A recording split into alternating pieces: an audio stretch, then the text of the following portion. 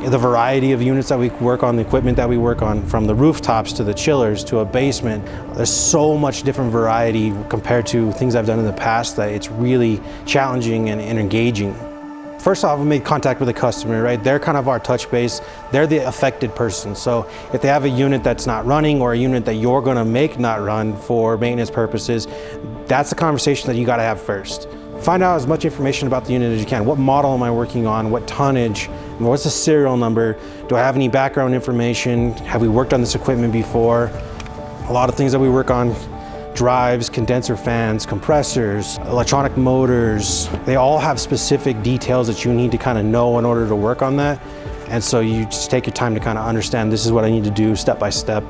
And then you just walk through the process of troubleshooting. But it's really nice to actually have that touch point with the customer, because when you leave, they understand what you were there for and what you did that day, and they're pretty confident in it when you leave, so it feels good.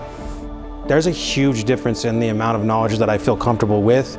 The training has kind of helped fill in the knowledge base that I needed to be successful, as well as just on-the-job experience is huge.